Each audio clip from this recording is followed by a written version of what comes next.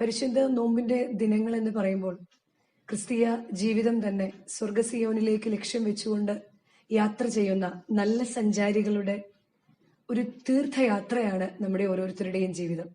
ആ തീർത്ഥയാത്രക്കിടയിൽ ഇടയ്ക്ക് പരിശുദ്ധമായ നോമ്പ് കടന്നു വരും. നോമ്പ് എന്താണ്, നോമ്പ് എന്തിനാണ്, നോമ്പ് എന്തുകൊണ്ട് ഞാൻ ചെയ്യണം, അല്ലെങ്കിൽ എനിക്ക് എന്ത് ലഭിക്കും എന്നൊക്കെയുള്ള ചോദ്യത്തിന്റെ മുൻപിൽ ലെൻഡ് എന്ന വാക്കിൽ തന്നെയുണ്ട് എന്താണ് പരിശുദ്ധ നോമ്പ് എന്ന്. Let us eliminate or eject our negative thoughts. ഈ ഒരു കാലഘട്ടത്തിൽ ഇടയ്ക്കിടയ്ക്ക് നമ്മെ ആത്മശോധന ചെയ്യുവാൻ വേണ്ടിയാണ് നമുക്ക് നമ്മോട് തന്നെയുള്ള ദൈവവും ഞാനുമായിട്ടുള്ള ഒരു ബന്ധത്തെക്കുറിച്ച് ഇടയ്ക്കിടയ്ക്ക് ഒരു ബോധ്യം ഉണ്ടാകുവാൻ നമുക്കായിട്ട് ദൈവം നൽകിയിരിക്കുന്ന ഒരു വലിയ സാധ്യതയാണ് ഈ വലിയ നോയമ്പ്. നമ്മുടെ കർത്താവ് 40 ദിവസം നോമ്പ് നോറ്റ് ആകൽ കരുസായെ ജയിച്ചു എന്ന് പിതാക്കന്മാർ പഠിപ്പിക്കുമ്പോൾ പരിശുദ്ധ നോമ്പിന്റെ ആരംഭ പ്രാർത്ഥന തന്നെ നോമ്പ് ജയത്തിന്റെ അടയാളവും ശത്രുവായ സാത്താന്റെ നേരെയുള്ള തോക്കാത്ത ആയുധവുമാണെന്നാണ്. ശത്രുവായ സാത്താന്റെ നേരെയുള്ള തോക്കാത്ത ആയുധമായ നോമ്പ് നോക്കാതെ പ്രാർത്ഥിച്ചാൽ മാത്രം പോരെ എന്നൊരു ചോദ്യം നമുക്കുണ്ട്. എന്നാൽ പ്രാർത്ഥനയാൽ നാം ദൈവസന്നിധിയിലേക്ക് നടന്നെടുക്കുമ്പോൾ നോമ്പും ഉപവാസവുമാകുന്ന 2 ചിറകുകൾ കൊണ്ട് ദൈവസന്നിധിയിലേക്ക് പറന്നെടുക്കാമെന്നാണ് നല്ല പിതാക്കന്മാർ നമ്മെ പഠിപ്പിച്ചിരിക്കുന്നത്.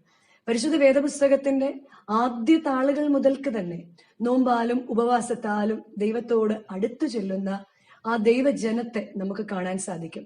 അല്ലെങ്കിൽ തന്നെ ഈ പ്രകൃതി നമ്മെ പഠിപ്പിക്കുന്നുണ്ട് എന്താണ് നോമ്പ്, അല്ലെങ്കിൽ എന്തിനായിരിക്കണം നോമ്പ് എന്ന്. ദൈവത്തിന്റെ സൃഷ്ടിയായ മരങ്ങൾ കാലത്തോട് കാലം ചേരുമ്പോൾ അതിലെ പഴുത്ത ഇലകളെ പൊഴിച്ചു കളയുന്നത് നമ്മളെല്ലാം കണ്ടിട്ടുള്ളതാണ്. നമുക്കറിയാം കാലത്തോട് ചേരുമ്പോൾ മരത്തിലെ പഴുത്ത ഇലകളൊക്കെ പൊഴിയും. പക്ഷെ അതിനൊരു പ്രതീക്ഷയാണ്. ഒരു നല്ല മഴ പെയ്യുമ്പോൾ അല്ലെങ്കിൽ കാലാവസ്ഥയുടെ വ്യതിയാനങ്ങൾ ഉണ്ടാകുമ്പോൾ തങ്ങളിൽ പുതിയ ജീവന്റെ നാമ്പുകൾ ഉണ്ടാകും എന്നുള്ള പ്രതീക്ഷ. അതായിരിക്കണം ഓരോ വിശ്വാസിയുടെയും ജീവിതം. ഇഷ്ടമുള്ള പലതിനെയും മാറ്റിവെക്കുമ്പോൾ, ഇഷ്ടമുള്ള പലതും ഞാൻ ഉപേക്ഷിക്കുന്നു എന്ന് പറയുമ്പോൾ അതാണ് നോമ്പ്. എന്നാൽ ഇഷ്ടമുള്ള പലതിനെയും ഉപേക്ഷിക്കുമ്പോൾ ആ ഉപേക്ഷിക്കുന്ന സ്പേസ് എന്റെയും നിന്റെയും ആത്മാവിൽ ഉണ്ടാകും. വീണ്ടും 50 ദിവസം കഴിഞ്ഞ് ആ പഴയ സ്വഭാവം എടുത്ത് അണിയുന്നത് കൊണ്ട് നോമ്പ് നമ്മുടെ ജീവിതത്തില് അനുഗ്രഹമാകുന്നില്ല. മറിച്ച് ആ ഒഴിയുന്ന സ്ഥാനത്ത്, നോമ്പിന്റെ നാളുകളിൽ നാം ഉപേക്ഷിക്കുന്ന പല വസ്തുതയിലും ആ സ്ഥാനത്ത് ദൈവിക കൃപ വന്ന് നിറയുമ്പോൾ മാത്രമാണ് ആ പഴയ സ്വഭാവം വീണ്ടും നമ്മെ തേടി വരാതെ ഇരിക്കുന്നത്. അങ്ങനെ മാതൃകയുള്ള നോമ്പുകാരായി തീരണം. നോമ്പ് കൊണ്ട് എന്താണ് എനിക്ക് ലഭിക്കേണ്ടത് എന്ന് ചോദിച്ചാൽ മോശയും ഏലിയാവും ദാനിയേലും ഹാനനിയ പൈതങ്ങളും നമ്മുടെ കർത്താവും നോമ്പ് നോറ്റു എന്ന് പരിശുദ്ധ വേദപുസ്തകം നമ്മെ പഠിപ്പിക്കുന്നുണ്ട്. മോശ 40 ദിവസം നോമ്പ് നോറ്റിട്ട് ദൈവത്തിന്റെ പർവ്വതത്തിൽ നിന്ന് ഇറങ്ങി വരുമ്പോൾ മോശയുടെ മുഖം സൂര്യനെ പോലെ തേജസ്സുള്ളതായി തീർന്നു. ഞാനും നിങ്ങളും നോമ്പ് നോക്കുമ്പോൾ നമ്മുടെ മുഖം ആത്മീയമായ ശോഭയുണ്ടാകുവാൻ മോശയുടെ കൈകളിൽ ഉണ്ടായിരുന്ന ദൈവത്തിന്റെ കൽപ്പന നമ്മുടെ ഓരോരുത്തരുടെയും ഹൃദയത്തിൽ ഉണ്ടാകുമ്പോഴാണ് മോശയെ പോലെ പ്രകാശപൂരിതമായ ആത്മാവിനെ ലഭിക്കാൻ സാധിക്കുന്നത്. ഏലിയാവ് നോമ്പ് നോക്കി അഗ്നിരഥം ഉയരത്തിൽ നിന്ന് ഇറങ്ങി വന്ന് ഏലിയാവിനെ എടുത്തു എന്ന് പരിശുദ്ധ വേദപുസ്തകം പഠിപ്പിക്കുമ്പോൾ ആത്മീയമായി ദൈവത്തോട് നാം ചേർന്ന് നിൽക്കുമ്പോൾ ഉയരത്തിൽ നിന്ന് പരിശുദ്ധാത്മാവിന്റെ രഥം നമ്മെ ഓരോരുത്തരെയും ദൈവത്തോട് അടുപ്പിക്കുവാൻ കൂടുതൽ സാധ്യതകളാണ് ഈ നോമ്പിന്റെ നാളുകൾ നമുക്കായിട്ട് ഒരുക്കി തന്നിരിക്കുന്നത്. വീണ്ടും ദാനിയേൽ നോമ്പ് നോക്കി. ദാനിയേലിന്റെ നോമ്പിന്റെ പ്രത്യേകത, ആ കൊട്ടാരത്തിൽ ദാനിയേൽ വളരെ വ്യത്യസ്തനായിരുന്നു. ദാനിയേൽ നോമ്പ് നോക്കി സിംഹത്തിന്റെ കുഴിയിലേക്ക് അവൻ എറിയപ്പെട്ടു. നമ്മൾ പലപ്പോഴും കണ്ടീഷൻ വെച്ച് നോമ്പ് നോക്കുമ്പോൾ, ആവശ്യങ്ങൾ പറഞ്ഞ് നോമ്പ് നോക്കുമ്പോൾ ദാനിയേൽ പഠിപ്പിക്കുകയാണ്, സിംഹങ്ങൾ എന്നെ കേടുവരാതെ ഇരിക്കാൻ തക്കവണ്ണം എന്നെ കാക്കുന്ന ഒരു ദൈവം സിംഹത്തിന്റെ വായ അടച്ച് സിംഹത്തെ പോലും നോമ്പ് പഠിപ്പിക്കുന്നത് വേദപുസ്തകത്തിൽ കാണാൻ സാധിക്കും.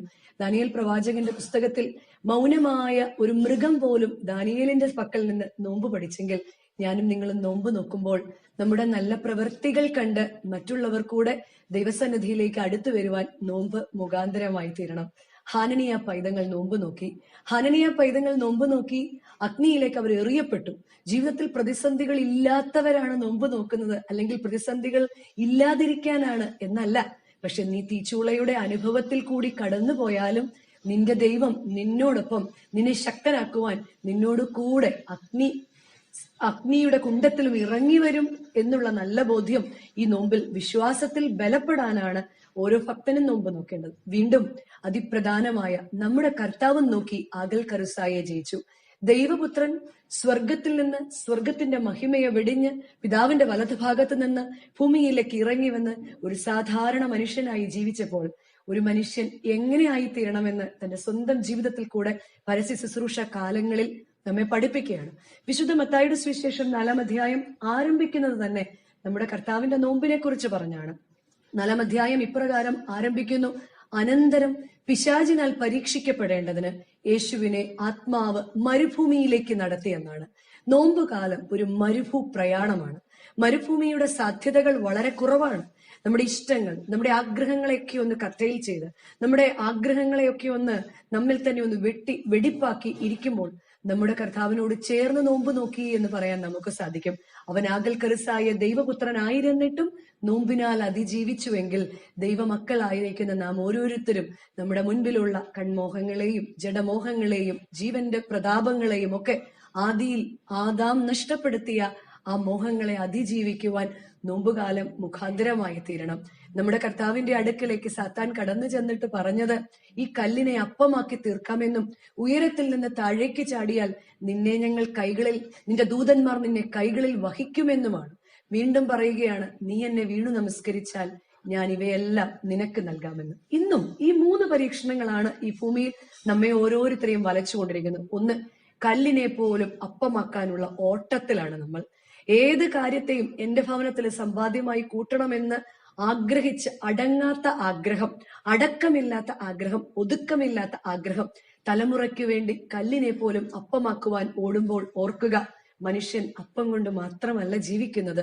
ദൈവത്തോട് ചേർത്ത് നിർത്തി മക്കളെ വളർത്തുവാൻ നോമ്പിൽ മാതാപിതാക്കൾ മക്കളുടെ മുൻപിൽ മാതൃകയാകണം. 2, നീ മുകളിൽ നിന്ന് താഴേക്ക് ചാടുക, ദൂതന്മാർ നിന്നെ കൈകളിൽ വഹിക്കുമെന്ന്. ഇന്നും അങ്ങനെയാണ്. നമുക്ക് എല്ലാ കാര്യങ്ങളും, അസാധ്യങ്ങളായ എല്ലാ കാര്യങ്ങളും നമുക്ക് വേണം എന്ന ആഗ്രഹമുള്ളവരാണ് നമ്മൾ. പക്ഷെ എന്നിട്ട് നമ്മൾ അതിനൊരു പുതിയ മാനം കൊടുക്കും. കർത്താവ് എന്നെ സഹായിക്കണം, കർത്താവ് ഈ കാര്യങ്ങളിലെല്ലാം, എന്റെ മോഹങ്ങളിലല്ല എന്റെ അതിമോഹങ്ങളില് ദൈവമേ നീ അത്ഭുതം ചെയ്യണമേ എന്ന് ദൈവത്തോട് വാദിക്കുമ്പോൾ നിന്റെ ആഗ്രഹം എന്റെ ആഗ്രഹമാണോ എന്ന് കർത്താവ് എന്നോട് മൗനമായി ചോദിക്കുന്നത് ഈ നോമ്പിന്റെ ദിനങ്ങളിലെ ജാഗരണങ്ങളില് കേൾക്കുവാൻ, സ്വയം വിചിന്തനം ചെയ്യുവാൻ നമുക്ക് സാധിക്കണം. വീണ്ടും എന്നെ വീണ് നമസ്കരിച്ചാൽ ഞാൻ ഇവയെല്ലാം നിനക്ക് നൽകാമെന്ന് പറയുമ്പോൾ, എന്തെങ്കിലും എവിടെ നിന്നെങ്കിലും ലഭിക്കുമെന്ന് പറയുമ്പോൾ നമ്മുടെ ക്രിസ്തീയ ഭാവം നഷ്ടപ്പെട്ട്, നമ്മുടെ എത്തിക്സ് നഷ്ടപ്പെട്ട്, പിതാക്കന്മാർ കാട്ടിത്തന്ന വിശ്വാസത്തെ നഷ്ടപ്പെടുത്തി എന്തും സാധിക്കുവാൻ വേണ്ടി ഏത് പാപ മോഹ വഴിയിൽ കൂടെ സഞ്ചരിക്കുവാനും പലപ്പോഴും നാം വിശ്വാസികൾ തയ്യാറാവുമ്പോൾ നാം ഒന്ന് ചിന്തിക്കേണ്ടിയിരിക്കുന്നു. ഈ പരിശുദ്ധ നോമ്പിൽ നമുക്കൊന്ന് പിന്നോട്ട് നടക്കാം. നമുക്കൊന്ന് പിന്നോട്ട് നടന്ന് ഏത് വഴിയിലാണ് ഞാൻ തെറ്റിപ്പോയത്, ഏത് വഴിയിലാണ് ഞാൻ വഴുതിപ്പോയത് എന്ന് മനസ്സിലാക്കാൻ ഈ നോമ്പ് എനിക്ക് മുഖാന്തരമായി തീരും. വീണ്ടും നമ്മെ പഠിപ്പിക്കുകയാണ് നോമ്പിനാൽ എന്ത് ലഭിക്കും. പരിശുദ്ധ നോമ്പിന്റെ ആദ്യ ദിവസത്തെ പ്രാർത്ഥനയിൽ ഉച്ചനമസ്കാരത്തിൽ നമ്മൾ ചൊല്ലുകയാണ്, വെടിപ്പോടെ നോമ്പ് നോക്കുന്നവന്റെ തലമുറ മാലാഖമാരുടെ സംഘത്തോടൊപ്പം കലർത്തപ്പെടുമെന്ന്. ഞാനും നിങ്ങളും വെടിപ്പോടെ നോമ്പ് നോക്കുമ്പോൾ ആത്മാവിനെ ശോധന ചെയ്ത് നമ്മളിലെ പഴുപ്പിനെ ഒന്ന് തിരിച്ചറിഞ്ഞ് നമ്മളിൽ തന്നെ ഒരു ശുദ്ധീകരണം പ്രാപിക്കുന്നതോടൊപ്പം തന്നെ വെടിപ്പോടെ നോമ്പ് നോക്കുന്നവന്റെ തലമുറ മാലാഖമാരുടെ സംഘത്തോടൊപ്പം കലർത്തപ്പെടണമെങ്കിൽ ഞാനും നിങ്ങളും നോമ്പ് നോക്കുമ്പോൾ ദൈവസന്നിധിയിൽ വിശുദ്ധിയുള്ളവരായി തീരുവാൻ, വേണ്ടാത്തതിനെയെല്ലാം ഒന്ന് ഉപേക്ഷിച്ച് പുതിയതിനെ ഒന്ന് നേടിയെടുക്കുമ്പോൾ പഴയതിനെ പൂർണ്ണമായി പിന്നിലുള്ളതിനെ മറന്ന് മുന്നിലുള്ള നല്ലതിനെ ലക്ഷ്യം വെച്ച് പറക്കുവാൻ പരിശുദ്ധ നോമ്പ് മുഖാന്തരമായി തീരട്ടെ എന്ന് പ്രാർത്ഥിച്ചുകൊണ്ട് ആശംസിച്ചുകൊണ്ട് എന്റെ വാക്ക്